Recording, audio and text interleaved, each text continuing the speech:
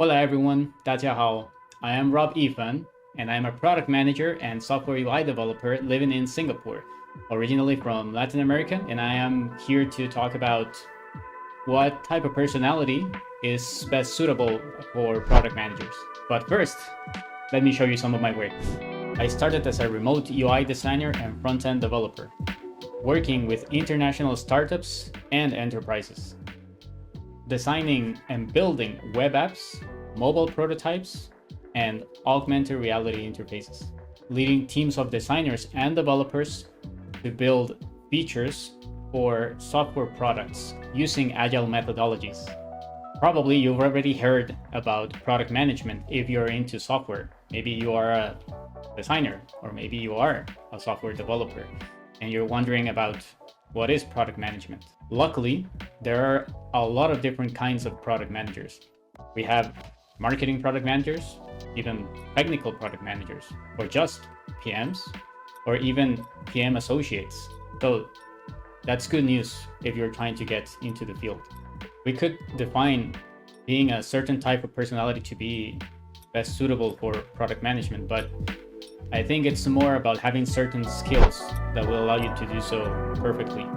Most of them are just trying to dig up deeper into an issue until you solve it all the way through. So this skill is the one that you need to focus on. So this may happen very often while you are working as a PM. You need to gather requirements, or you need to check for bug reports. And it's not only about gathering them and reading them and putting them into a sprint, or into Trello, Basecamp, Asana, or any of those. It's actually about trying to understand them. If someone or you gather this requirement, you need to really understand why is it that we need it. Is it a new feature that we need to add? But why is it that we need to add it? Who is asking for it? And if it's a bug, is it really a bug? So as a PM, most of the work that you need to do, it's about gathering requirements. So you may receive some ideas or some feature requests or bug reports from a lot of different people, including lots of types of different stakeholders, maybe users, maybe the same internal team, maybe the CEO, or even yourself. It's not only about hearing these ideas, it's actually about understanding what are they for, right? It's not only about nice to haves, it's more about what should be built and what can we build in certain timeframes with a certain team. A good example is when you receive a bug report and you decide, well, I could just put it, into the roadmap. I could add it into Jira or Trello or Basecamp or Asana or any of those so that the team can work on it. But it is best if you understand first, like, what is the bug? What was the expected behavior originally? And what can you do to solve it? Even for features, if someone requests a feature and it doesn't make too much sense for you, probably you're taking it the wrong way.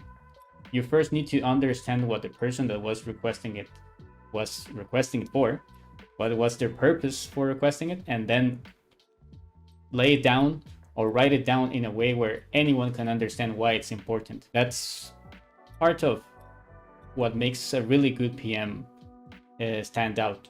So as a brief summary, whatever the requirements that you gather, whatever the ideas that you get, you need to be able to explain them very easily for anyone.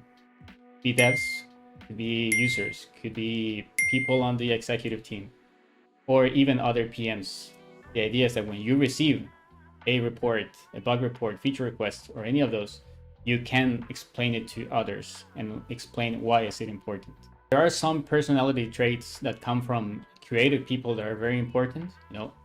Maybe a lot of product designers may decide to move into product management, which makes a lot of sense. But at the same time, you need to be careful that usually as a creative person, you may have a lot of ideas.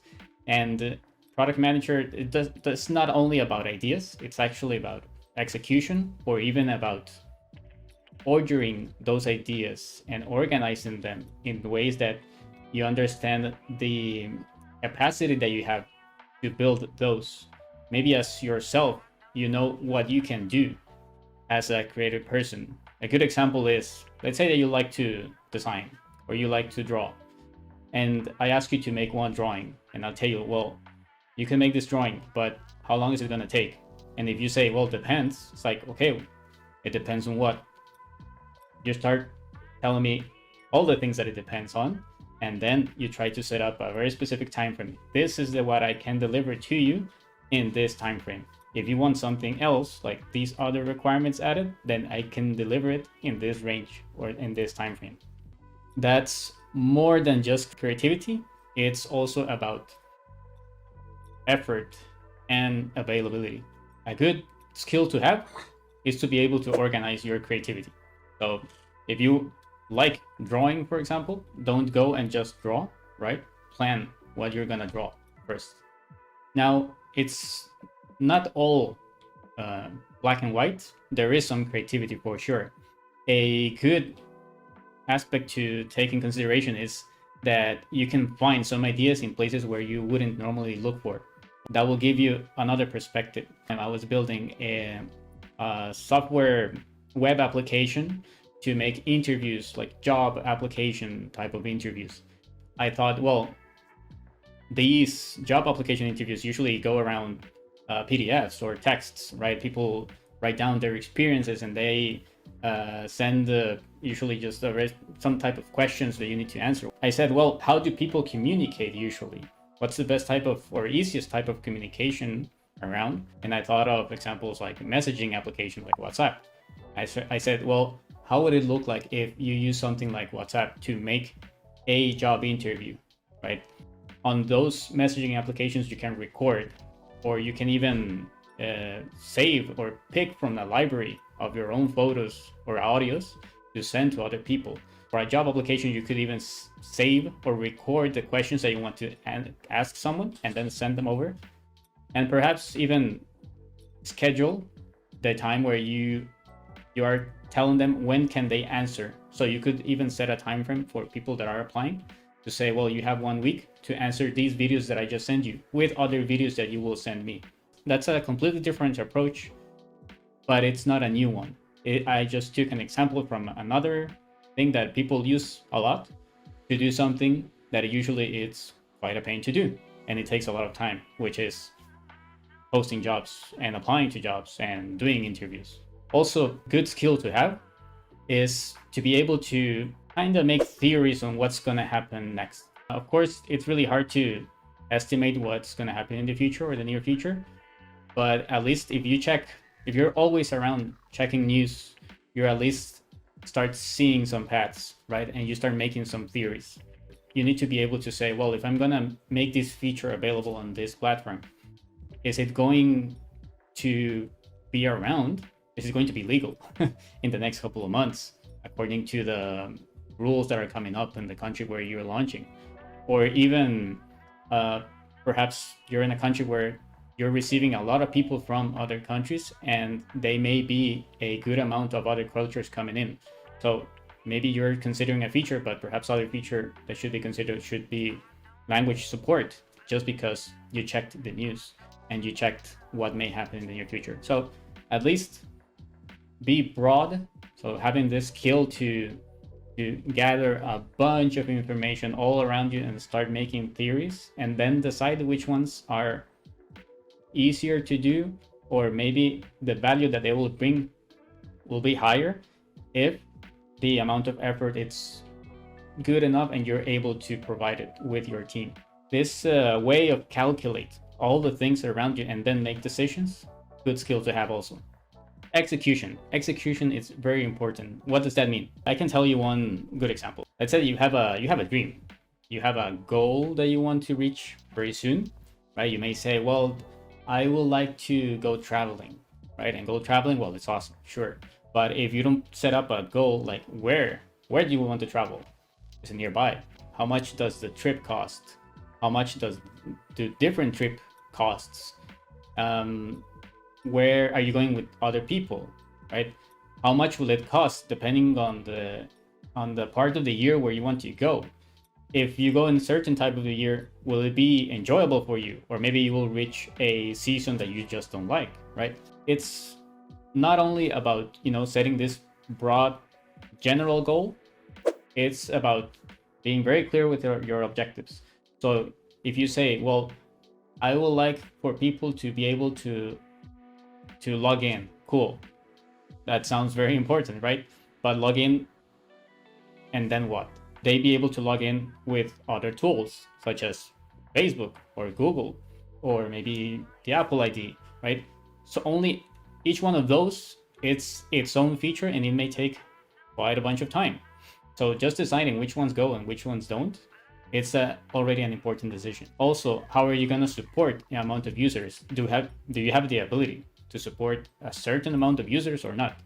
First, you need to check the platform, how many can we handle every month or every year, depending on the infrastructure that you have. I try to define, even with your personal goals, I try to define them very clearly because it's easier if you to reach them. For example, for me, my goal originally was to come to Asia and live in Asia. Where?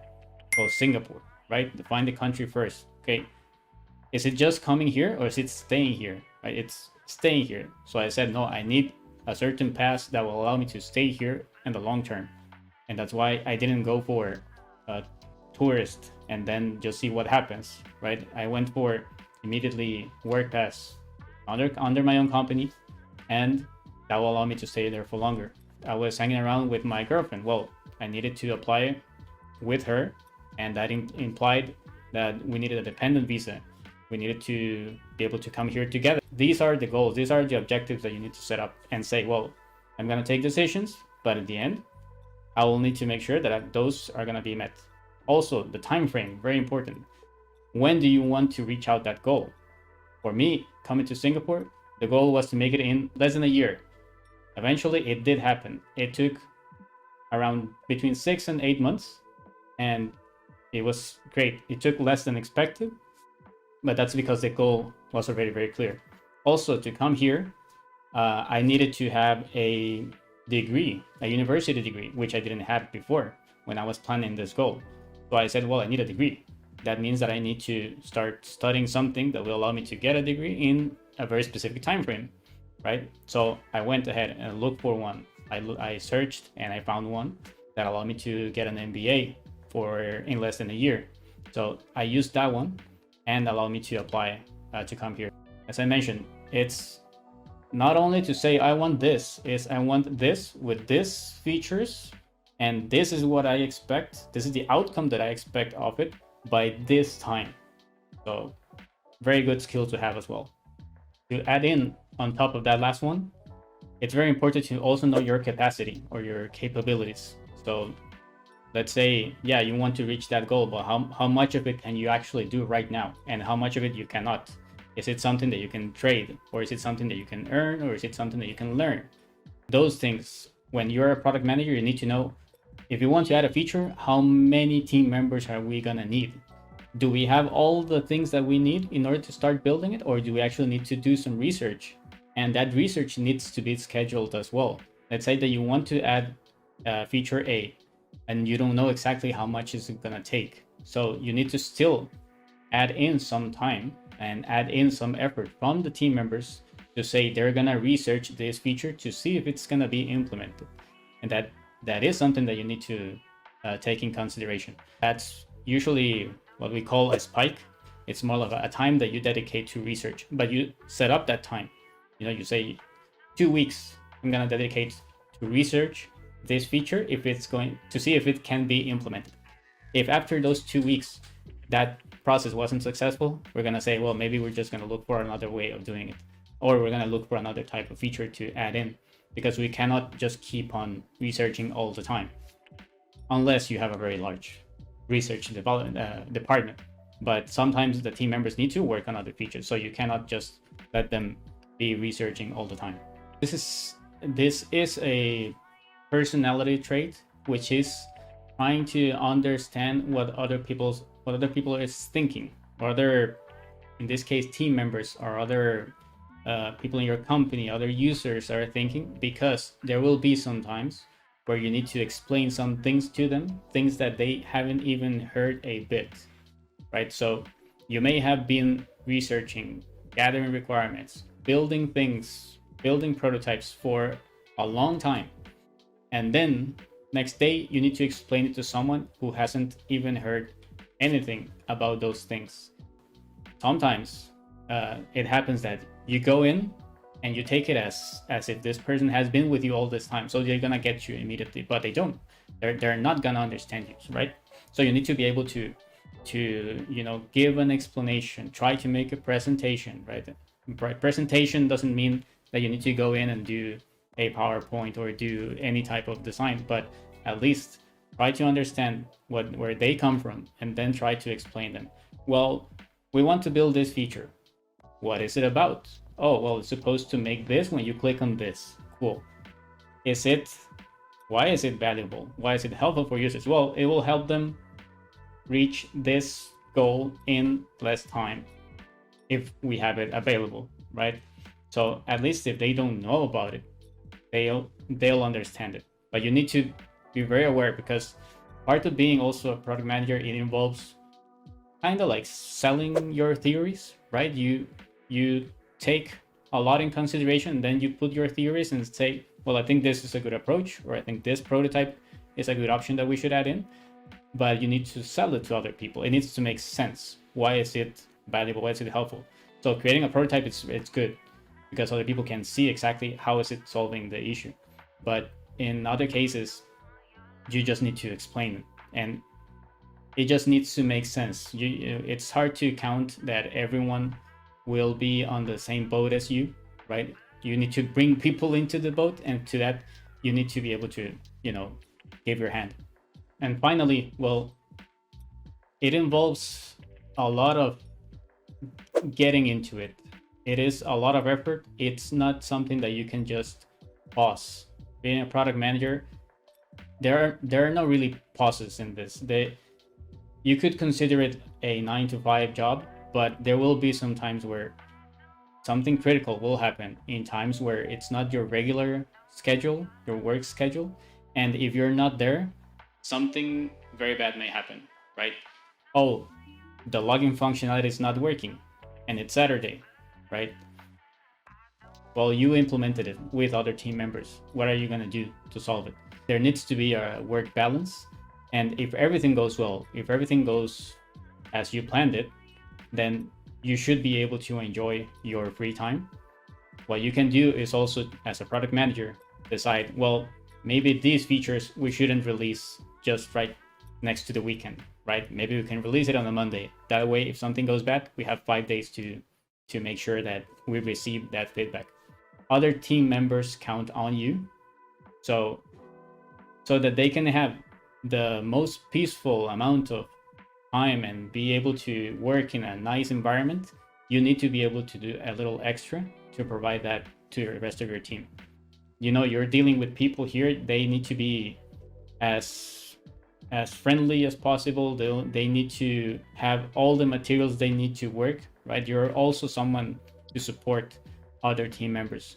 So it's not only about telling them what to do, it's also about giving them all the things that they need in order to make the most out of the work that they're doing. They can do 100%. If you want them to make 110, 120, it's very likely because you already gave them what they needed to in order to excel in that. That's the last thought. I hope that whatever type of personality you're in, you can know that there will be some place where very likely they're looking for someone just with yours. So, pura vida. 再见, people.